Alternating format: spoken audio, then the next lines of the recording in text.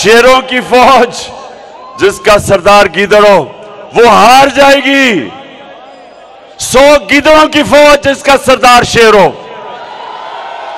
हमारा मुल्क बदकिस्मती से चोरों के हाथ में फंसा हुआ है। हमने इसकी पूरी तहरीक चलानी है। इलेक्शन से ये भाग रहे हैं। इनको पता है कि इलेक्शन अब ये नहीं जीत सकते। इनको पता है पाकिस्तानी कौम किधर खड़ी है।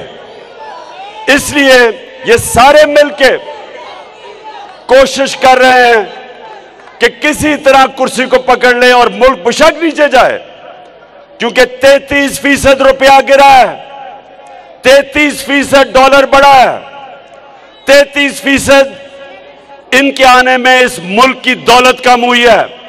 आप सबका पैसा 33% कम हुआ है, लेकिन इनके मुल्क से बाहर पैसे पड़े हैं डॉलर्स में। इनकी दौलत में 33% इजाफा हुआ है। या लोग गरीब हुए हैं या अमीर हुए हैं। ये भी मेरे वोकला एक और चीज फैसला कर लो। आगे से अजान हो रही है, मैं बस खत्म कर रहा हूं। आगे से कभी किसी पार्टी को वोट ना देना जिसके लीडर और मिनिस्टर्स का पैसा पाकिस्तान में ना पड़ा हो। जिनका पैसा बाहर पड़ा है कभी उनको वोट ना देना, क्योंकि कॉन्फ्लिक्ट ऑफ इंटरेस्ट है। रुपया गिरता है उनको फायदा होता है या नुकसान होता है लोगों को। अब जो रुपया गिर रहा है, कौम में महंगाई आ रही है, कौम की दौलत में कमी हो रही है, लेकिन लंदन में वो बैठ के और ये जरदारी और ये नवाज शरीफ, इनकी दौलत में इजाफा हो रहा है। इसलिए आप सब तैयार हो जाओ, मैं कॉल दूंगा और इंशाल्लाह हकीकी तौर पे अपने मुल्क को आजाद करेंगे। इस शानदार जो आपने मेरा इस्तकबाल किया, मैं आपका दिल से शुक्रिया अदा करता हूं। बहुत बहुत शुक्रिया। मेंबर पंजाब बार, आप सबका सीनियर वकला और नौजवान वकला और जो मेरी बहनें यहां आई हुई हैं, मैं सबको आज इस इस्तकबाल का फिर से मैं आपका शुक्रिया अदा करता हूं। अब मैं दो चीजें कहना चाहता हूं और मैं आपकी तवज्जो इसलिए चाहता हूं क्योंकि आपके ऊपर बड़ी जिम्मेदारी है। सबसे पहले जिधर पाकिस्तान ये जब से इंपोर्टेड हुकूमत आई है, जिधर ये पाकिस्तान को लेके जा रहे हैं, जिस दलदल में हमारा मुल्क जा रहा है, आज IMF और वर्ल्ड बैंक वो कह रहे हैं कि पाकिस्तान श्रीलंका टाइप सिचुएशन में जा रहा है कि एक तरफ माइशत सुकड़ती जा रही है, बेरोजगारी बढ़ती जा रही है और दूसरी तरफ महंगाई आसमानों पे जा रही है। 50 साल तारीख में सबसे ज्यादा आज पाकिस्तान के अंदर महंगाई है।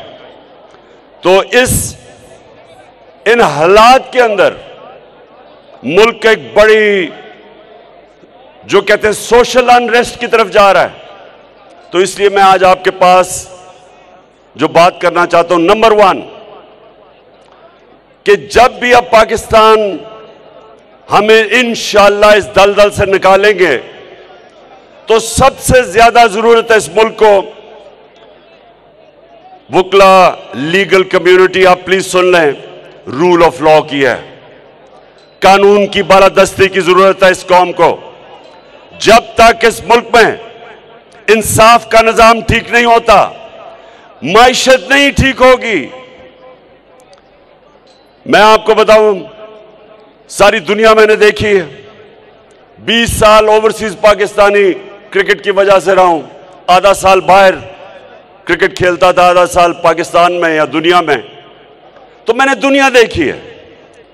एक फर्क है, अमीर और गरीब मुल्कों के अंदर एक फर्क है। अमीर मुल्कों के अंदर रूल ऑफ लॉ है, इंसाफ है, और वो मुल्क जिधर गुर्बत है उधर जंगल का कानून है, उधर इंसाफ नहीं है। मुझे बताएं, कभी भी आपको मौका हो मगरबी ममालिक में जाने का, मैंने कभी नामालूम फोन कॉल से धमकियां किसी को नहीं देते देखा। मैंने कब्जा ग्रुप नहीं देखे। जमीनों के ऊपर किसी की जरूरत नहीं कब्जा करने की। मैंने आम आदमी को थानों के अंदर जिस तरह का जुल्म हुआ शहबाज गिल पे, किसी की जरूरत नहीं है करने की। किसी एक, ये नहीं कि वो कोई दहशतगर्द था या वो कोई माफिया का हिस्सा था या वो कोई हार्डन क्रिमिनल था। एक असिस्टेंट प्रोफेसर जो अमेरिकन यूनिवर्सिटी में पढ़ाता था, उसको उन्होंने नंगा करके 2 दिन तशद्दुद किया। ये किसी सिविलाइज्ड मुल्क में नहीं होता जिधर रूल ऑफ लॉ होता है। जरूरत नहीं होती किसी की। ये जो हमारे मुल्क में जिस तरह मीडिया के ऊपर सख्तियां, टेलीविजन चैनल्स बंद कर दी, जो इमरान खान को दिखाती थी चैनल बंद कर दी। वो सहाफी जिनकी इज्जत है माशरे में, क्रेडिबिलिटी है, अशर शरीफ जैसा आदमी वो मुल्क छोड़ के बाहर चला गया, साबिर शाकिर बाहर चला गया। एयाज अमीर जैसे दानश्वर को इन्होंने जलील किया। इमरान रियाज, यानी वो लोग जो माशरा जिनको क्रेडिबल समझता है, उनको सिर्फ इसलिए उनके ऊपर ये हर किस्म का उनके ऊपर FIRs काटी, उनके ऊपर धमकियां दी गई, उनके घरों में घुस गए। हमारा सोशल मीडिया का Arsalan doctor, PhD doctor Arsalan Khalid, उसके वो घर में नहीं था, 20 लोग उसके अंदर घुस गए, प्लेन कपड़ों के अंदर। सारी औरतें थी घर की, सिर्फ एक नौजवान था, उसको सारी औरतों के सामने मारा उसको।